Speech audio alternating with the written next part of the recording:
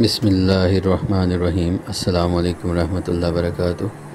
آدم علیہ السلام کی سٹوری جو ہمیں بتائی جاتی ہے قرآن پاک کے تھرو، وہ ہم نے شروع کی تھی۔ اس کی 2 اقساط آلریڈی ہم نے ریکارڈ کروا دی ہیں۔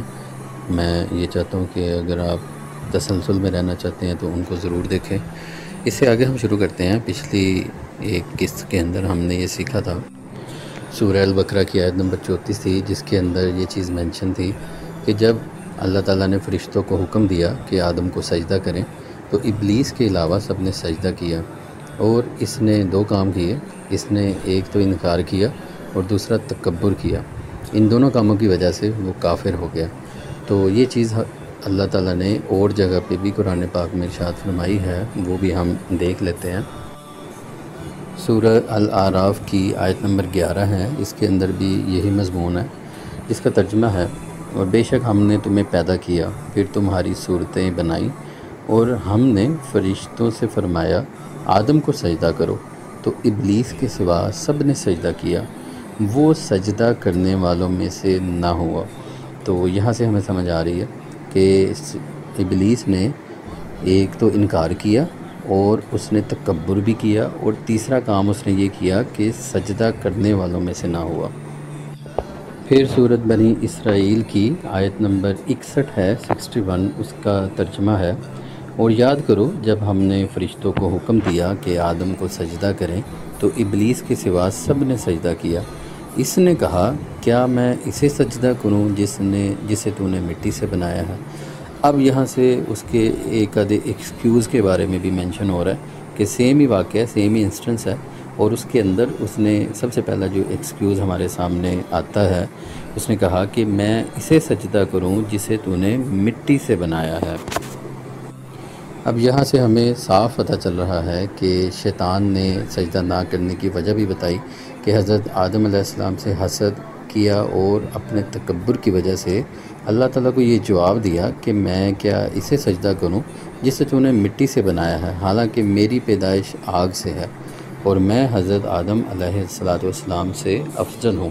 تو خود ہی اس نے سمجھ لیا، حالانکہ اللہ تعالیٰ نے تو نہیں کوئی کرائٹیریا کہیں پہ بتایا ہوا تھا ان کو یا فرشتوں کو یا آدم کو کہ اگر کوئی نور سے بنتا ہے تو وہ افضل ہے، اگر کوئی نار سے بنتا ہے تو وہ افضل ہے، یا اگر کوئی مٹی سے بنا ہے تو وہ افضل ہے۔ تو یہ اس نے خود سے ہی سوچ لیا، اپنے تئیں سوچ لیا کہ میں آگ سے بنا ہوں تو اس لیے میں افضل ہوں۔ آدم علیہ السلام کی اسی تخلیق کے بارے میں سورہ ہجر کی اگر ہم آیت نمبر 26 دیکھیں تو اس کے اندر بھی اللہ تعالیٰ نے ہمیں بتایا، جس کا ترجمہ ہے: اور بے شک ہم نے انسان کو خشک بجتی ہوئی مٹی سے بنایا جو ایسے گارے کی تھی جس سے بو آتی تھی۔ اسی چیز کا بیان ہم نے پچھلی آیت میں دیکھا ہے کہ شیطان نے اللہ تعالیٰ سے یہی عرض کی کہ ایک ایسی مخلوق کو میں سجدہ کیوں کروں جو کہ مٹی سے بنی ہے۔ حالانکہ اس آیت سے ہمیں یہ پتہ چل رہا ہے کہ اللہ تعالیٰ نے جب آدم علیہ السلام کو پیدا کرنے کا ارادہ فرمایا تو زمین سے ایک مشت خاک لی۔ زمین سے مراد کوئی بھی زمین ہو سکتی ہے، اللہ تعالیٰ نے بتایا کہ 6 زمینوں سے لی، سم ٹائم یہ بھی آتا ہے۔ تو اب یہ خاک کا جو معاملہ ہے، اس کو تو ہم ذرا سائنسی ٹرم میں اور طریقے سے بھی سمجھ سکتے ہیں، جیسے کہ ہماری زندگی جو ہماری اس پلانٹ پہ ہے، ارتھ پہ ہے، اس کو ہم کاربن بیس لائف کہتے ہیں۔ تو اسی طرح سے بڑے سارے اور ایسے سیارے، ایسی زمینیں اللہ تعالیٰ کے موجود ہیں جہاں اور بھی کوئی کیمیائی مادے ہو سکتے ہیں جن سے اللہ تعالیٰ نے زندگی کو وجود بخشا۔ تو انسان کی اس سیارے کی جو زندگی ہے یہ ایک مٹی بیس ہے۔ مٹی اللہ تعالیٰ نے بتایا تو کوئی اتنی ڈیٹیل جیسے ہم آج کل کہتے ہیں کاربن بیس لائف تو وہ نہیں ہے۔ ظاہری بات ہے کہ قرآن تو پہلے زمانوں کے لیے اور بعد کے زمانوں کے لیے سب کے لیے تھا، تو الٹیمیٹلی جو ورڈ ہے وہ ویری سوٹیبل ہیئر کہ مٹی سے پیدا کیا۔ تو اللہ تعالیٰ نے جب اس مٹی کو پانی سے تر کیا یہاں تک کہ وہ سیاہ گہرا ہو گئی، اس میں بدبو پیدا ہو گئی، پھر اس سیاہ رنگ اور بو والی مٹی سے انسان کی صورت بنائی۔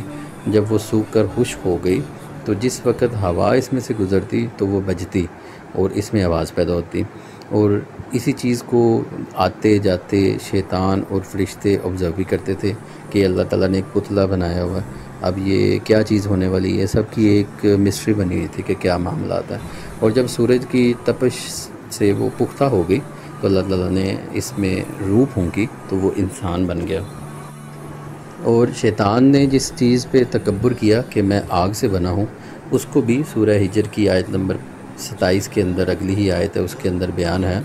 اور ہم نے اس سے پہلے جن کو بغیر دھوئیں والی آگ سے پیدا کیا، اس کا مطلب ہے اس سے پہلے یعنی آدم علیہ السلام سے پہلے جو مخلوق تھی، اللہ تعالیٰ نے ایک مخلوق پیدا کی جو کہ آگ سے تھی۔ تو آگ کیسی تھی؟ جو کہ بغیر دھوئیں والی کی ہے۔ اب یہ ہمیں اس سے پتہ چل رہا ہے کہ نار السموم کا ورڈ ہے کہ بنا دھوئیں کے جو آگ ہے اس سے اللہ تعالیٰ نے اس مخلوق کو پیدا کیا۔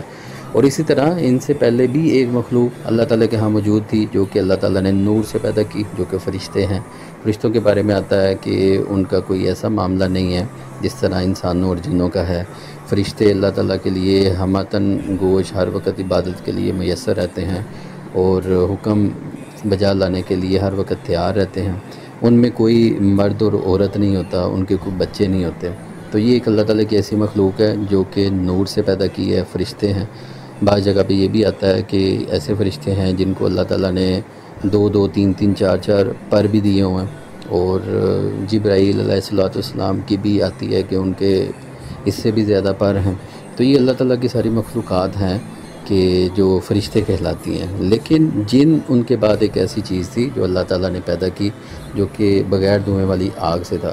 اب جن کے اندر یہ چیز آتی ہے جس طرح انسانوں کے اندر ہوتا ہے کہ ان میں میل بھی ہوتے ہیں، فیمیل بھی ہوتے ہیں، اسی طرح ان میں شادیاں بھی ہوتی ہیں، ان میں بچے بھی ہوتے ہیں۔ اور جن ایک ایسی مخلوق ہے جس کو اللہ تعالیٰ نے فری ول دی ہے جس طرح انسانوں کو دی ہے۔ اب یہ سوچیں کہ جس وقت اللہ تعالیٰ نے آدم علیہ السلام کو تخلیق فرمایا، اس وقت آلریڈی 2 ایسی مخلوقات اللہ تعالیٰ کے ہاں یہاں پہ ہمیں پتہ چل رہا ہے کہ چیدہ موجود تھیں جو کہ عقل سمجھ رکھتی تھیں۔ ان میں سے ایک تو ایسے تھے جو کہ فرشتے تھے، وہ اللہ تعالیٰ کو ڈس اوبے نہیں کر سکتے تھے، اللہ تعالیٰ نے ان میں نفس نہیں رکھا، وہ ہر وقت اللہ تعالیٰ کا حکم بجا لاتے ہیں۔ لیکن جن ایک ایسے تھے جن کو فری ول بھی دی انسانوں کی طرح، ان کو اختیار بھی دیا، انہیں عقل سمجھ بھی دی، اور ان کے معاملات اسی طرح ہیں، زیادہ تر کامن ہیں جو کہ انسانوں میں ہوتے ہیں۔ وہ میں نے آلریڈی مینشن کیا کہ ان میں میل فیمیل وغیرہ ہوتے ہیں۔ تو یہاں پہ شیطان کا ذکر ہو رہا ہے کہ شیطان نے یہ سمجھا، یا وہ جن تھا، ظاہری بات ہے وہ ہمیں یہاں سے پتہ چل رہا ہے، تو اس نے یہ سمجھا کہ میں خلافت کا زیادہ مستحق ہوں بجائے اس کے کہ ایک نئی مخلوق کو آپ نے پیدا کیا۔ تو اسی چیز کی وجہ سے اس نے حسد کیا، اور حسد میں آ کے اس نے سجدہ کرنے سے انکار کر دیا۔ اسی انسٹنس کی، اسی موقع کی ایک اور جگہ پہ بھی ہمیں ایک آیت ملتی ہے، سورۃ الکہف ہے، اس کی آیت نمبر 50 ہے، جس کا ترجمہ ہے، اور یاد کرو جب ہم نے فرشتوں سے فرمایا آدم کو سجدہ کرو تو سب نے سجدہ کیا سوائے ابلیس کے۔ اور اللہ تعالیٰ نے یہاں پہ اس کی ڈیٹیل بھی بتائی کہ وہ جنوں میں سے تھا، تو وہ اپنے رب کے حکم سے نکل گیا۔ اے لوگو، کیا تم اسے اور اس کی اولاد کو میرے سوا دوست بناتے ہو، حالانکہ وہ تمہارے دشمن ہیں؟ ظالموں کے لیے کیا ہی برا ٹھکانہ ہے۔ تو یہ ایک ایسا پوائنٹ ہمیں ایک اور آیت سے یہ پتہ چلتا ہے کہ جتنی بھی آیتیں ہم نے پہلے دیکھی اس کے اندر یہ تھا کہ اللہ تعالیٰ نے فرشتوں کو حکم دیا کہ آدم کو سجدہ کرو، سب نے سجدہ کیا سوائے ابلیس کے۔ تو یہ جملے کے اندر بڑے سارے لوگ یہ بھی اعتراض اٹھاتے ہیں کہ دیکھو جی، اللہ تعالیٰ نے سب فرشتوں کو کہا تو ابلیس بھی ایک فرشتہ تھا۔ تو حالانکہ اس آیت سے ہمیں یہ کلیئر کٹ پتہ چل رہا ہے کہ ابلیس فرشتہ نہیں تھا، وہ جنوں میں سے تھا، تو وہ کوئی اور مخلوق تھی جس نے ڈس اوبے کیا۔ اسی طرح ہم ہالی ووڈ کے اندر بھی اس کے بڑے سارے معاملات دیکھتے ہیں، فلموں ڈراموں کے اندر وہ بڑے زیادہ لوگ لوسیفر کے نام پہ بھی اس کو کہتے ہیں، لوسیفر کی قسمیں بھی کھاتے ہیں۔ تو یہ لوگ اس کو فرشتے کی کیٹیگری میں رکھتے ہیں۔ تو اللہ تعالیٰ نے اس چیز کا یہاں پہ رد کیا کہ وہ فرشتہ نہیں تھا، وہ ایک جن تھا۔ اب یہاں پہ اللہ تعالیٰ نے فرمایا کہ وہ جن تھا، اس نے حسد کیا اور حسد میں آ کے آدم علیہ السلام کو سجدہ نہیں کیا۔ تو اس آیت میں فردر بھی ہمیں اس چیز سے گائیڈنس مل رہی ہے کہ تم اسے اور اس کی اولاد کو میرے سوا دوست بناتے ہو اور اس کی اطاعت اختیار کرتے ہو، وہ یوں کی بجائے میری زندگی ان کی بندگی میں مبتلا ہو، حالانکہ وہ تمہارے دشمن ہیں۔